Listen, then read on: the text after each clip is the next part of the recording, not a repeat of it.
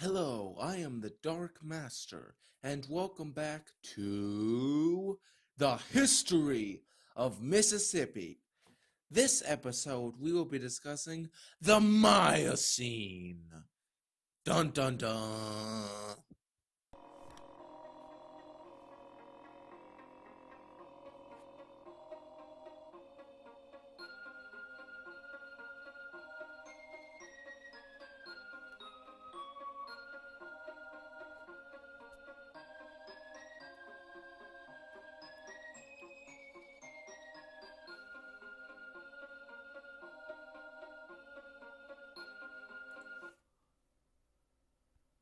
The Miocene was the first epoch of the Neogene, also called the Late Tertiary. It was cooler and drier than the preceding Oligocene, however. Remember, this is relative. Mississippi was still covered by an ocean. In fact, a third of it was. But it was still drier than it had been for the significant amount of its history. So, you know, there's that. In said seas, several true leviathans hunted. Most famous of these is without a doubt Megalodon. This infamous shark was nearly twice as long as a great white shark and could eat anything it wanted. It was not the only one, however. It shared the seas with smaller, yet nonetheless frightening relatives, such as Carcharodon angustiades and Carcharodon chubutenes. In addition to these three giant sharks, there also evolved the predatory whale Leviathan. It was related to modern-day sperm whales and like them was a huge predator. Unlike modern sperm whales, however, which have jaws only suitable for hunting soft giant squid, Leviathan hunted whales with massive teeth that gave Megalodon a run for his money. In fact, many whales flourished in the Miocene. In addition to the Leviathan, sperm whales were much more diverse than they are today, with smaller genera such as Archaephyster and Albicetus. They were joined by the first beluga, Denebola, and baleen whales such as Centrotherium. But they were smaller than modern-day baleen whales, with most being around 20 feet long, if that. Dugongs such as Meliaxotherium also flourished, gradually outcompeting the last desmostylians, of which the last genre, like Neoparadoxia and Paleoparadoxia, were much more specialized and adapted for kelp feeding than older genre. This sadly was not enough, and ultimately they went extinct at the end of the Miocene, illustrating that manatees are tougher than you think. In North America, numerous herbivores flourished in the grasslands and forests of the continent. Numerous species of horses lived at the time. These included genera such as Acritohippus, Anchiatherium, and the famous Merychippus. Merychippus marks a transition in the evolution of horses. Earlier genera such as Eohippus and the larger Mesohippus were smaller, lacked hooves, and browsed in forests. Merychippus was hoofed and a grazer, and it was in fact one of the first quick grazers, a niche that developed with the spreading of grasslands. This, of course, allowed them to run from predators. The Oreodonts continued to flourish in the Miocene, adapting to the dry conditions and thriving with genres such as Merycoceres growing to their largest size. Despite being hoofed animals, Oreodonts walked plantigrade on their feet like bears and people do.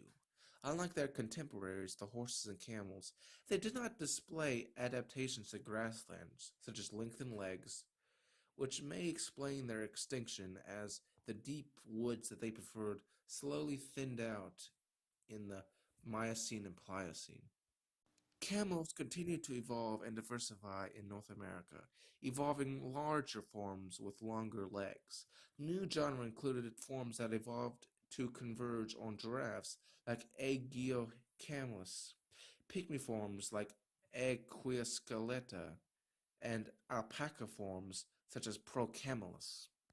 A new group that I've neglected to talk about until recently are the Calicotheres. This is because they weren't in North America until this period.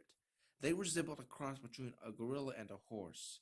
Related to horse and brontotheres, this group entered North America in the form of Mauropus in the Miocene. They lived similar to modern giraffes, but used their arms to pull down branches. During the Miocene, the rhino family lost two of its three families. The Hyraniodontae were a group of primitive running rhinos that only slightly resemble rhinos, and the more famous Amionoideae, the aquatic rhinos. These two groups possibly died out due to competition from horses and hippos respectively. However, true rhinos continue to flourish. True rhinos of the family Rhinoceridae survived and diversified into numerous species and genera in North America. Telosauros took the place of the previous Amynodons as a semi-aquatic herbivore. Other oddities included the hornless Amphilops and the bizarrely horned Menoceros. Its horns were side by side, unlike the rhinos arrived today. Another arrival from Eurasia were the two groups related to modern elephants, the Gomphotheres and Megalodons. This means I can finally talk about my favorite group of animals, the elephants. It's great. Detailed. Yay! Okay, so a quick history lesson dealing what this family has been up to. The Dinotheres only spread out of Africa to Europe and the Middle East and died out at the end of the Pliocene. The clade that included elephants, Elephantidae, emerged in the Miocene and quickly spread across Eurasia and into America. This would constitute the first wave of proboscidean arrivals in North America. There are 7 genera present in the Miocene. These combined into 3 groups, the Gomphotheres, Megalodons, and Mastodons. Starting with the Gomphotheres, this group is often considered the four-tusked elephants, though not all had this characteristic. An example of this is Megalodon, which was found in the Great Plains of America. More typical genera were Ganthelobelodon and Cocobelodon, which used their tusks as saws, as well as spoons if they were given the opportunity. The Embelodonts are a lesser well-understood group formerly considered a part of Agamphotheres, but have been recently separated. They generally had a more flattened lower tusks than Gomphotheres. Only one genus is from the Miocene, America, Cerbelodon. The group was comparatively unsuccessful and died out in the beginning of the Pliocene. Ironically, the group that resembles modern elephants the most, and the one known for Mississippi, the Mastodons, are in fact the least related to modern elephants of the 3 groups here. Indeed, Mastodons lost their lower tusks independently of elephants, resulting in a convergent similarity. 2 genera inhabited North America and likely Mississippi.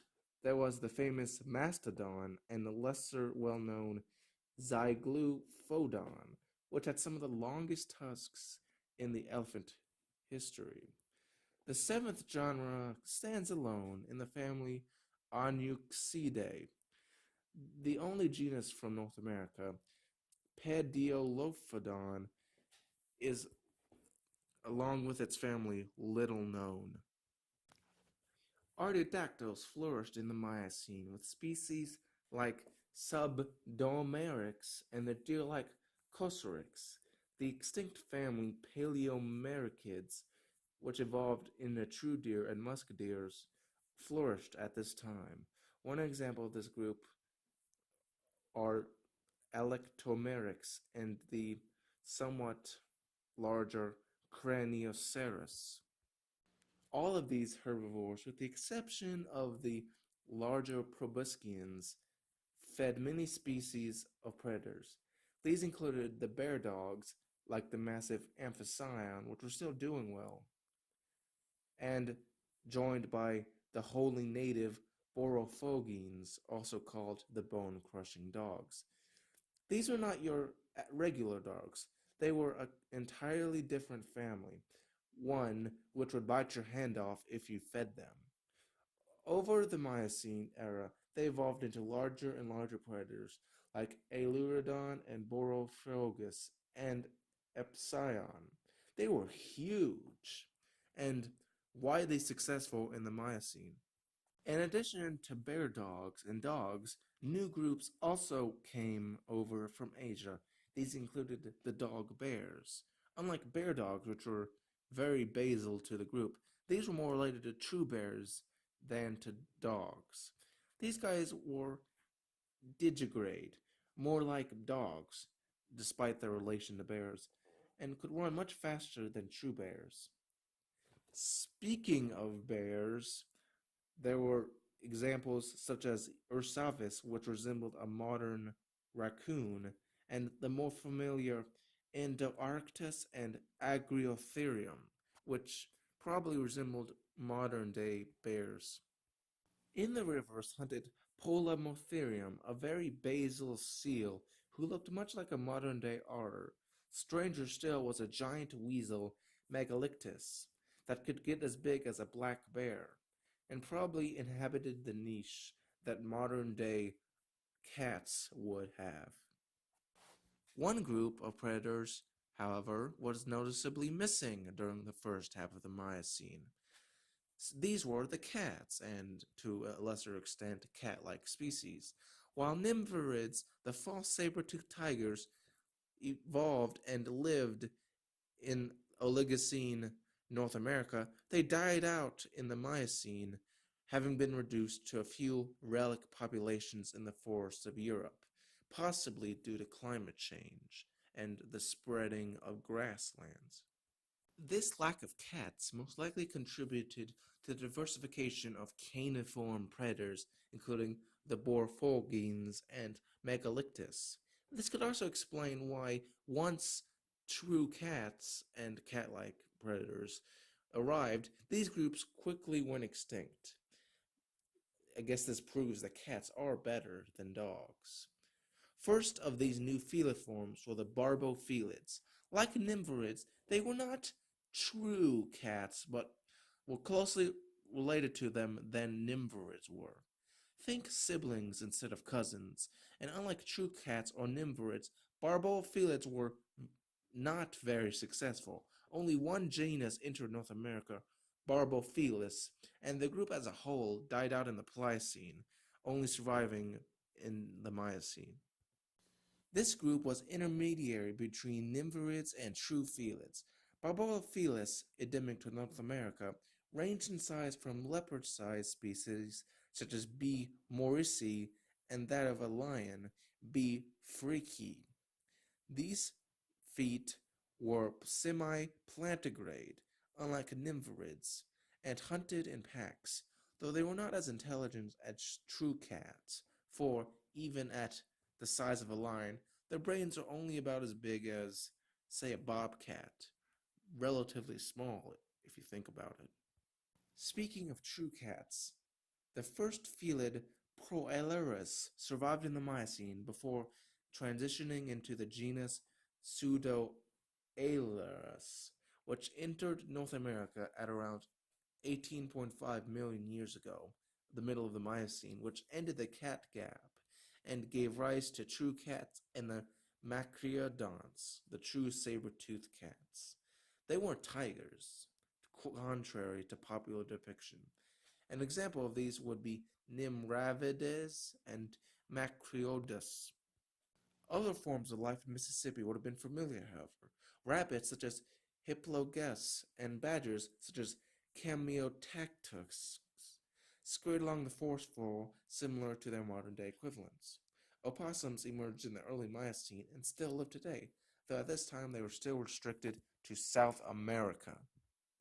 Aside from mammals, other groups also diversified. The expansion of grasslands stimulated rodent evolution, which stimulated snake evolution. Venomous vipers and elapids first arrived in North America, while native non-venomous snakes, colubrids, evolved numerous new groups, such as the familiar rat snakes and water snakes in North America. Not everyone in the Miocene was a winner, however. Entelodonts went extinct at the very beginning of the Miocene due to competition from the bone-hunting dogs, as did the Desmophilians as a result of competition from the manatees. Nimravids died out as well. However, it wasn't really due to competition as it was being limited to Europe. Among reptiles, the last Chordosteri, Lazarasuchus, died out in Europe, signaling the end of an era. It's a shame. Had they survived in pretty much any other continent other than Europe, they probably would have survived to this day, especially surviving the Ice Age. I guess Europe is kind of doomed, isn't it? Speaking of Ice Ages, the Miocene ended with another smooth transition. Rather uninteresting.